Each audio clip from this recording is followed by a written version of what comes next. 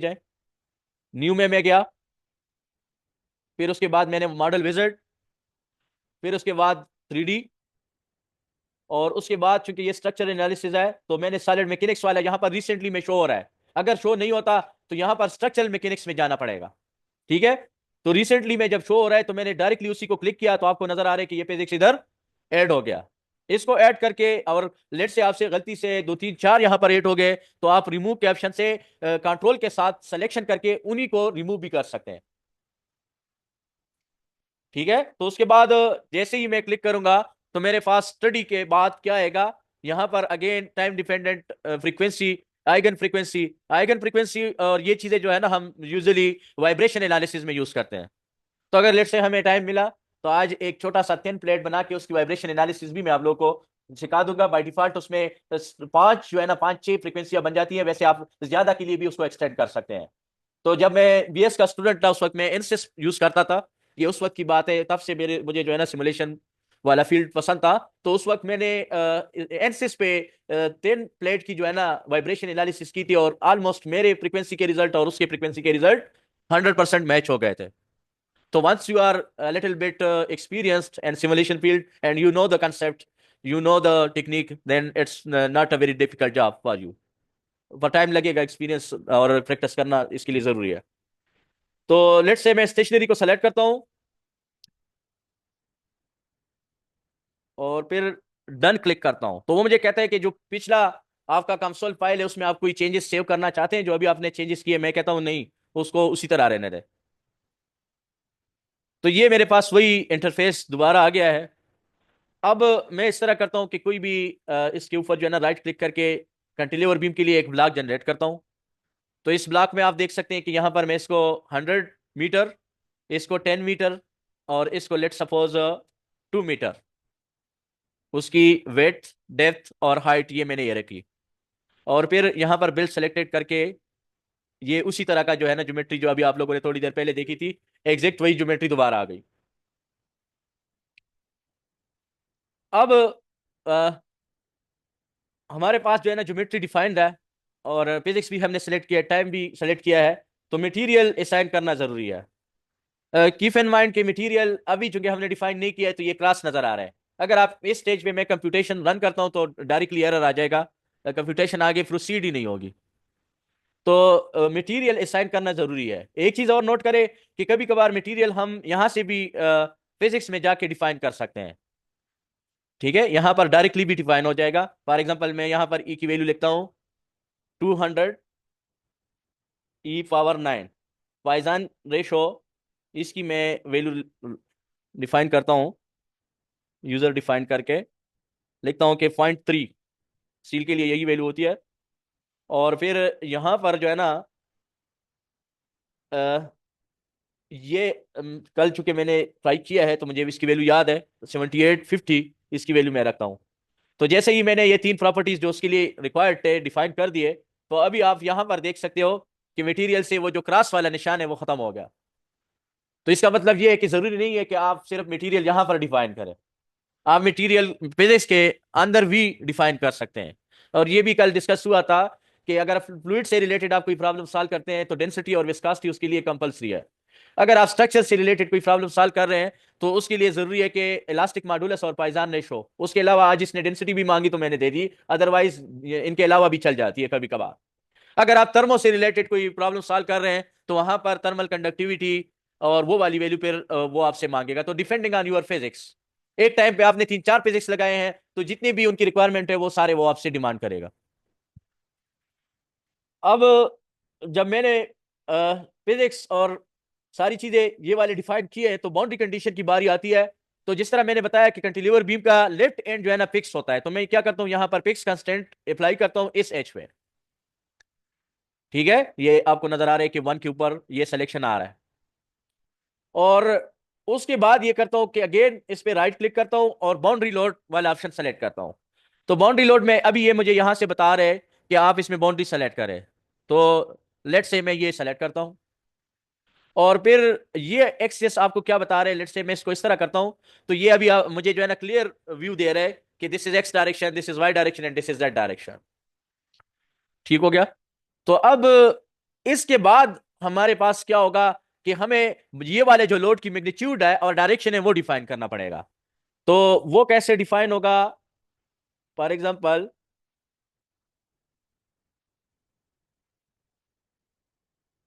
यही वैल्यू मैं इसी तरह यूज करता हूं न्यूटन पर मीटर स्क्वायर फॉर्म में, स्ट्रेस फॉर्म में आप कह सकते हैं। तो क्या होगा कि let's say Y Z direction में मैं इसको कोई भी वैल्यू देता हूं 1000। इसका मतलब क्या है कि 1000 न्यूटन पर मीटर स्क्वायर जो है ना इसके ऊपर लोड आ रहा है या स्ट्रेस आ रहा है।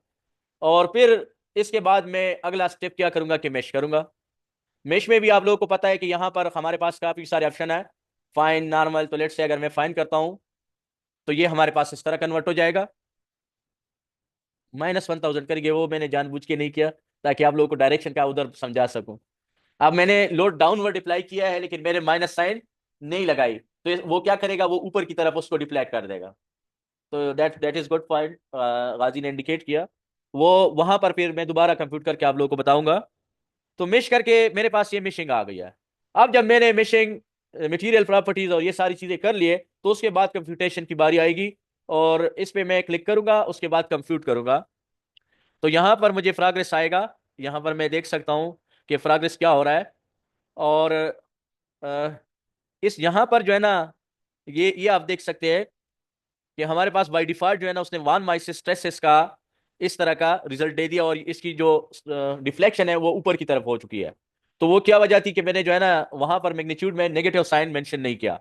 तो मैं क्या करूंगा कि यहाँ पर बाउंड्री लोड में जाऊंगा और वहां पर 1000 के नीचे जो है ना उसके साथ माइनस साइन लगाऊंगा।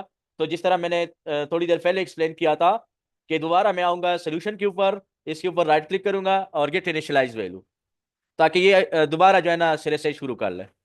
और फिर जो है ना दोबारा यहाँ पर कंप्यूट करूंगा। तो जरूरी नहीं है कि हर दफा सोल्यूशन कन्वर्ज होगा। हो सकता है कि आपके पास एरर आ जाए और वो कह दे कि सोल्यूशन इज डाइवर्ज, या एरर आ जाए तो वो फिर उस हिसाब से रिजॉल्व करना पड़ेगा। तो अभी आप देख सकते हो कि इसकी जो डिफ्लेक्शन है वो नीचे की, ये ओरिजिनल पोजीशन थी। थोड़ा सा मैं अगर मैग्नीफाई करूं तो ये उसकी ओरिजिनल पोजीशन थी और ये वाली जो है ना उसकी न्यू पोजीशन आ गई। फिर यहाँ पर मैं शो मैक्सिमम और शो यूनिट्स ये करता हूं तो मुझे वो यूनिट्स वगैरह भी नजर आ गए।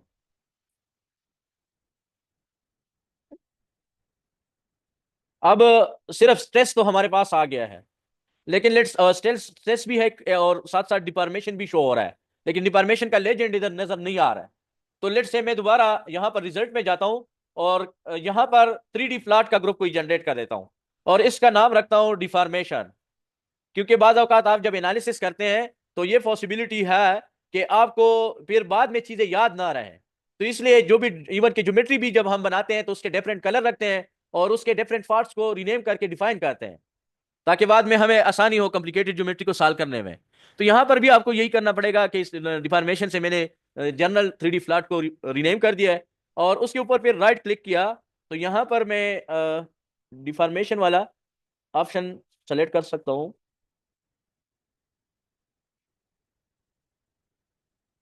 ये सरफेस, और इसको प्लॉट करता हूँ। तो सरफेस में ये देखे आपके पास by default solid dot displacement आ रहे हैं। लेट से मुझे कोई और पैरामीटर चाहिए, मैं चाहता हूं कि जेड डायरेक्शन में मुझे डिफॉर्मेशन शो करे, ये आपको टोटल डिफॉर्मेशन बता रहे हैं। तो मैं क्या करूंगा, यहाँ पर इसमें जाऊंगा और यहाँ पर डिस्प्लेसमेंट में जाऊंगा और फिर डिस्प्लेसमेंट में जाके यहाँ पर आप देख सकते हैं कि एक्स डायरेक्शन में, वाई डायरेक्शन में और जेड डायरेक्शन में डब्ल्यू। तो ये डब्ल्यू को सेलेक्ट करूंगा तो आपको ये वाला जो है ना यहाँ पर पैरामीटर चेंज हो गया। और इसको दोबारा फ्लैट करता हूं तो देखिए आपके रिजल्ट उस हिसाब से चेंज हो गए। ठीक है। हाँ, समझ नहीं है, अच्छा वो ठीक हो गया। तो अभी तक इस एनालिसिस में कोई क्वेश्चन?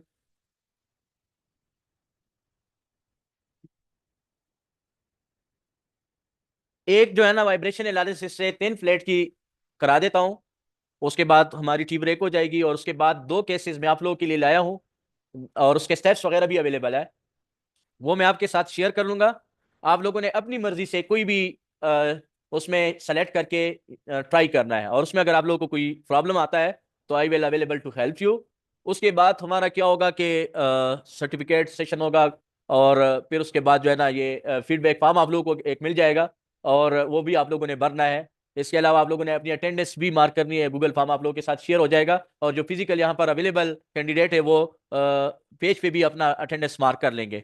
कीप इन माइंड कि अटेंडेंस मार्क करते हुए अपना नाम वही नाम लिखे जो सर्टिफिकेट पे आपका आना चाहिए, ठीक है, उसमें कोई मिस्टेक वगैरह ना हो, क्योंकि हमने अभी नाम नहीं लिखे हैं सर्टिफिकेट्स में, बाकी साइन और सर्टिफिकेट आप लोगों के रेडी है, ठीक है। तो feedback is important for improvement purpose. आप लोगों ने उसमें तकरीबन 9 या 10 क्वेश्चन पूछे गए हैं, ऑनेस्टी बेसिस पे उसमें जितनी भी क्रिटिकल कमेंट्स है वो लिखने हैं, और उसको फिर हम रीड आउट करके नेक्स्ट वर्कशॉप में कोशिश करेंगे कि जो उसमें पॉजिटिव है वो हमें पता चल जाएगा, जो उसमें नेगेटिव है उस हिसाब से इम्प्रूवमेंट कर लेंगे। तो let's proceed for the second. अगर जब तक टी नहीं आती तो हम दूसरा केस एक देख लेते हैं। न्यू में जाए, आप लोग साथ साथ बना सकते हैं। फिर उसके बाद जो है ना,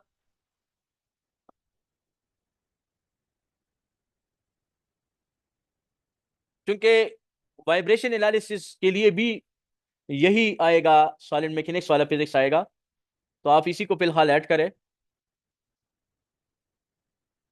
और फिर स्टडी में जाए। अब यहां पर जो स्टेप है that will be a little bit different. आप आइगन फ्रीक्वेंसी भी कर सकते हैं, आप फ्रीक्वेंसी डिमांड भी कर सकते हैं, इन दोनों में से आप कोई भी सिलेक्शन कर सकते हैं, लेकिन अभी मैं आइगन फ्रीक्वेंसी का करता हूं। आइगन फ्रीक्वेंसी हमें बाय डिफॉल्ट जो है ना, स्टार्टिंग जो रेजोनेंस फ्रीक्वेंसी को कैलकुलेट करने के लिए पास 5 और 6 जो फ्रीक्वेंसी है वो मुझे बता देगा, ठीक है। और उस पे जब शेप चेंज होता है, क्योंकि फ्रीक्वेंसी का कंसेप्ट ये है कि अगर आपके पास एक थिन प्लेट है और उसको मैं एंड से फिक्स करता हूँ, उस पर लोड अप्लाई करता हूँ, तो डिफरेंट फ्रीक्वेंसी पे वो डिफरेंट बिहेव करेगा, वाइब्रेट करेगा। तो जैसे ही उसकी शेप चेंज होगी, शेप चेंज पे उसका नए फ्रीक्वेंसी मोड डिफाइन होगा, ठीक है। तो ये उसका कंसेप्चुअल बैकग्राउंड था। अब मैंने आइगन फ्रीक्वेंसी सेलेक्ट कर दी, तो दोबारा मुझे कह रहे कि आपने इसको सेव करना है, मैंने कहा मैं सेव नहीं करता। यहां पर मैं राइट क्लिक करके ना सिलेंड्रिकल शेप में जाता हूं और ये थिन प्लेट बनाता हूं। तो सिलेंडर और थिन प्लेट, और ये आपके अपनी मर्जी है, उसकी थिकनेस कम कर दो तो ये थिन प्लेट बन जाएगा। लेट से इसकी जो रेडियस है दैट इज 2, और इसकी जो हाइट है दैट इज 0.5। इसको मैं बिल्ड सेलेक्ट करता हूं, तो ये आ गया। अभी भी थिकनेस बहुत ज्यादा नजर आ रही है, तो हमें कोई एक जो है ना इसमें चेंज करना पड़ेगा। लेट से इसको मैं 5 करता हूं और इसको मैं 1 करता हूं। तो ये देखिए अभी थोड़ा सा बहुत ज्यादा जो है ना 10 फ्लैट बन गया है। और मैं अगेन यहाँ पर रिसेट वाला ऑप्शन क्लिक करता हूँ, तो इसकी जो विंडोज है या इसकी जितनी भी चीजें हैं वो अपने ओरिजिनल पोजीशन में आ जाएंगे। इसके अलावा यहाँ पर जो है ना ज्योमेट्री के ऊपर ये ग्रेड वगैरह भी नजर आ रहे हैं, तो आप इसको इस तरह भी कर सकते हैं। ये वाले भी ऑप्शन आप एक्सप्लोर करें कि इसको आप क्लिक करें, इसको क्लिक करें, तो देखिए डिफरेंट इसमें ऑप्शन है। कोई अब कोई पोर्शन इसका हाइड भी कर सकते हैं। सिलेक्शन के लिए भी ये डिफरेंट ऑप्शन है कि अगर आप सिलेक्शन यहां से करना चाहते हैं, अगर आप यहां से सिलेक्शन करना चाहते हैं पूरे डोमेन का, तो तब भी कर सकते हैं। फिर आप कहते हैं कि मैं एक्स वाई प्लेन में मुझे इसको शो करे, वाई जेड प्लेन में इसको शो करे, और ये एक्स जेड प्लेन में शो करे, तो ये भी आप इजीली कर सकते हो। और आप कहते हो कि नहीं मुझे इसको 3D व्यू में शो करे, जिसको हम टेक्निकल टर्म में आइसोमेट्रिक व्यू बोलते हैं, तो इस तरह भी इसको शो कर सकते हैं। अब जब ये आ गया है, तो इसके बाद मैं क्या करूंगा कि सॉलिड मैकेनिक्स में आके फिक्स कंस्ट्रेंट इसके एजेस पे लगाऊंगा। ये जितनी भी इसके एजेस है ना, इसको फिक्स करूंगा। थोड़ा सा आप इसको मैग्नीफाई कर सकते हैं ताकि सिलेक्शन आसान हो। फिर आप इसको रोटेट कर सकते हैं जस्ट इजीली, और इसको भी मैग्नीफाई करें तो ये भी सेलेक्ट हो जाएगा। और फिर एक पोर्शन इसका रह गया, तो इसको इस तरह रोटेट करें दोबारा और मैग्नीफाई करें। क्योंकि मैं माउस यूज़ नहीं करता, मेरी आदत है, तो अब ये थोड़ा सा फिर हैंडल करना मुश्किल होता है विदाउट माउस। तो ये अभी मैंने इनके सारे एजेस सेलेक्ट कर दिए, ठीक है। दूसरा मैं क्या करता हूँ कि इसके ऊपर भी लोड अप्लाई करता हूँ। यहाँ पर मैंने इसके ऊपर लोड अप्लाई किया, वही सेम टू सेम लोड, -1000, और नीचे की डायरेक्शन में। मटेरियल अगेन असाइन नहीं है, तो दोबारा असाइन इधर इधर अगर करना चाहते हैं तो नए मेंबर्स है या जिसने कल सही अंडरस्टैंड नहीं किया, तो मैं ब्लैंक मटेरियल कर सकता हूँ। ब्लैंक मटेरियल में ये आप देख सकते हो कि ये सारे तीनों चीज़ें यहाँ भी आपसे मांग मांग रहे हैं। तो 200 E⁻⁹ यहाँ पर इसकी वैल्यू आएगी, इसकी 0.3 आएगी, और जो डेंसिटी है that will be 7850। Let's say अगर ये आपके पास किसी और यूनिट में है तो आप क्या कर सकते हैं कि यहाँ पर ब्रैकेट में यूनिट लिख सकते हैं, तो ऑटोमेटिकली कंसोल आपका इसको कन्वर्ट करके दे देगा। तो ये मैंने अभी हटा दिया है, तो मटेरियल डिफाइन हो गया है।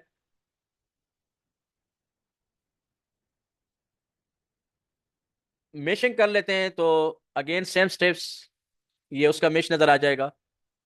हमेशा बीइंग ए एनालिसिस इंजीनियर आप लो मेश पे रिजल्ट्स निकालें कि वंस आपका जो पूरा मॉडल है वो वर्किंग कंडीशन में तो हो ना, उसके बाद फिर मेश इंडिपेंडेंस और एक्यूरेसी और उसकी तरफ जाए।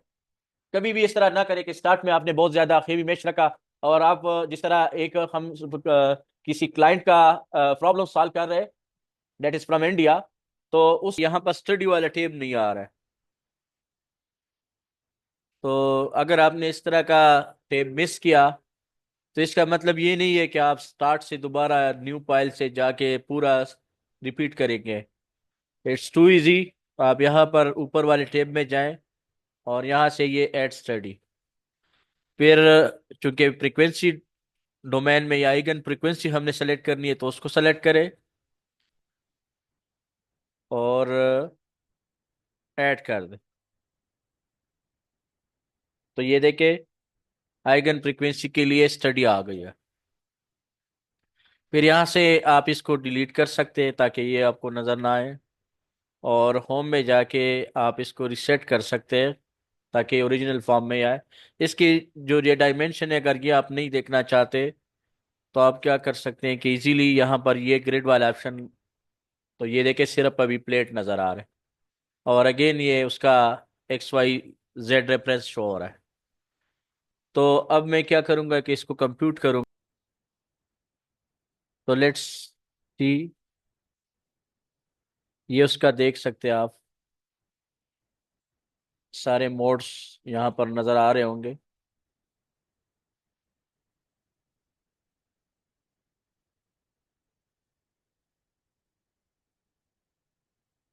ये टेबल आपको रिप्रेजेंट कर रहा है।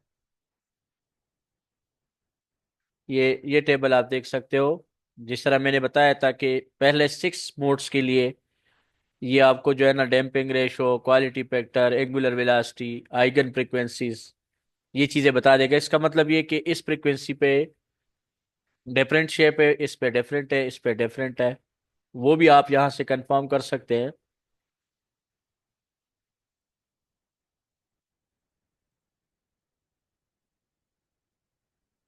ये वाला जो ऑप्शन है यहाँ पर आप क्या कर सकते हैं, इस ऑप्शन से देख सकते हैं। अब इसमें जो डिफॉर्मेशन आई है वो ठीक नहीं लग रही है। इसका मतलब ये है कि मैंने बाउंड्री कंडीशन में कोई मिस्टेक किया है, तो उसको करेक्ट करने के लिए मैं दोबारा वहां जा रहा हूँ। ये देखिए इसके एंड फिक्स है या इसके एंड फ्री रखेंगे। लेट्स सी, अगर मैं इसको फ्री रखूंगा तो इसको डिसेबल कर दूंगा। नहीं नहीं, फ्री है। और लोड वाले में मैं जाके देखता हूँ तो जेड डायरेक्शन में इस तरह बाउंड्री लोड अप्लाई हो रहा है। अब दोबारा इसको इनिशलाइज करके चेक करता हूँ, क्योंकि ये 2014 की बात है जब मैंने एनसिस पे इस तरह का केस ट्राई किया था। काफी लंबा अरसा हुआ और उसके रिजल्ट्स बिल्कुल एग्जैक्टली पब्लिश्ड पेपर के साथ मैच हो गए थे।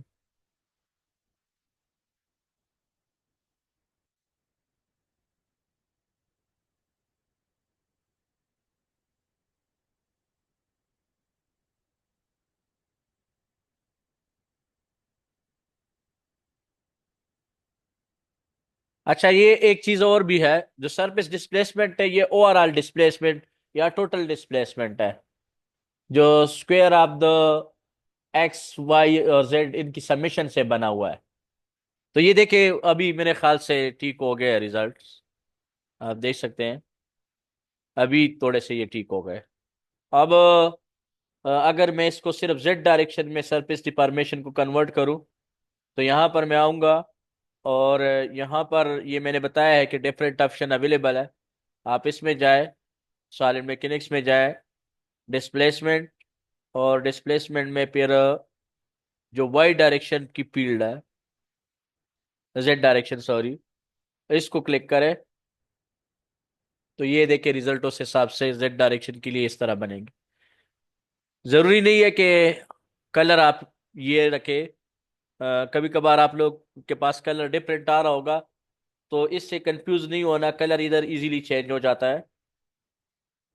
देखिए ये कलर है, ठीक है। तो आप अगर रेनबो क्लासिक कर ले तो ये अभी मेजॉरिटी ऑफ केसेस में ये कलर नजर आता है। तो थर्मल केस में अपना कलर नजर आएगा, वाइब्रेशन केस में अपना नजर आएगा, बाय डिफॉल्ट जो कंसोल के अंदर सेटिंग है उस हिसाब से।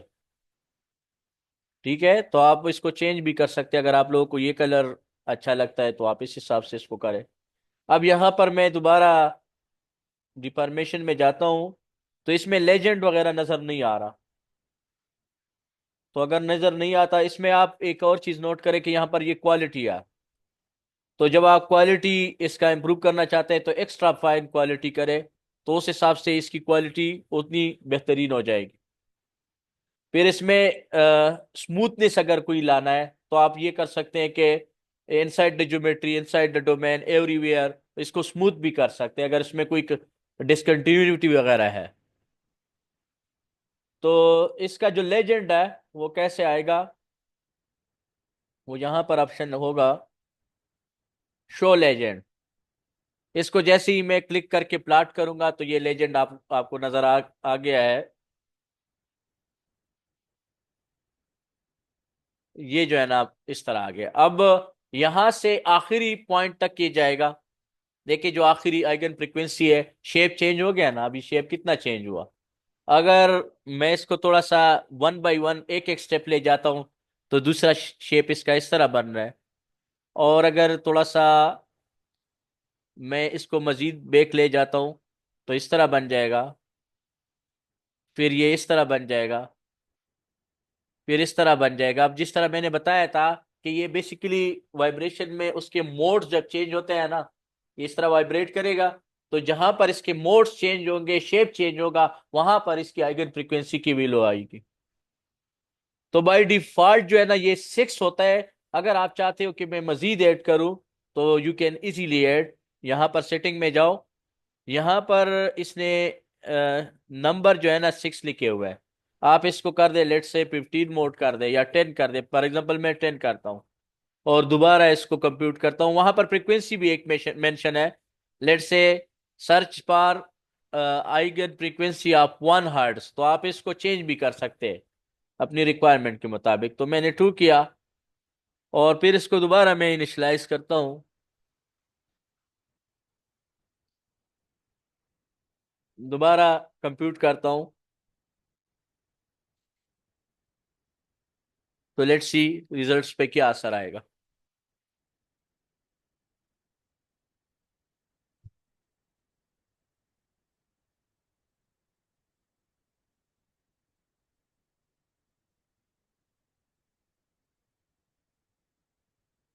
ये देख सकते हैं आप, अब जो है ना ये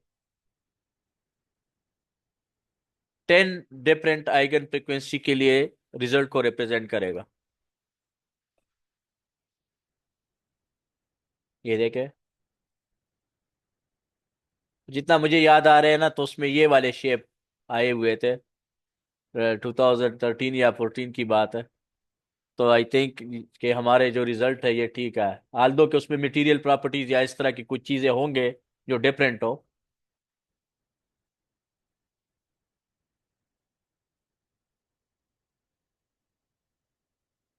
अब यहां पर आप एंगल भी चेंज कर सकते हैं प्लॉट्स के अंदर। जीरो एंगल के साथ है, आप कोई और मैन्युअली एंगल ऐड करना चाहते हैं तो इसमें ऐड कर सकते हैं। तो ये फिर पूरी जो है ना पोस्ट प्रोसेसिंग वगैरह है। सॉफ्टवेयर के बारे में मैं ये बता दूं कि जितना आप इनके साथ खेलेंगे उतना आप एक्सपर्ट बनेंगे, उतने ज्यादा नए ऑप्शन एक्सप्लोर होंगे। और हमेशा मेरे लिए तो चैलेंजिंग टास्क तब होता है जब भी कोई नई चैलेंज आता है और उसको मैं सॉल्व नहीं कर सकता, उसके लिए मैं फिर कोशिश करता हूँ। तो that is basically learning process. वो लर्निंग प्रोसेस आप कभी नहीं भूलेंगे।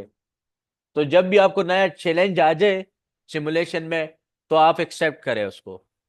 दूसरा मैं ये बता दूं कि जब आप सिमुलेशन की कोई भी प्रॉब्लम को सॉल्व करते हैं, तो ये एक मुश्किल फील्ड है। हर प्रॉब्लम को सॉल्व करने के लिए आपको उतना एफर्ट सिरे से करना पड़ेगा।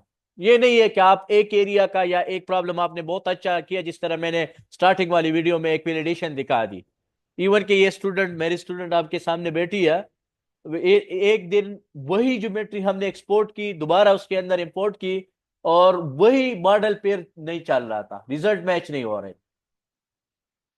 जब हमने उनके अंदर जो है ना दोबारा वही ज्योमेट्री कमांड्स के थ्रू बनाई, और फिर सारे स्टेप्स को दोबारा चेक किया, और काफी मेहनत के बाद दोबारा वही रिजल्ट मैच हो गए। तो minor mistakes can lead to the wrong results.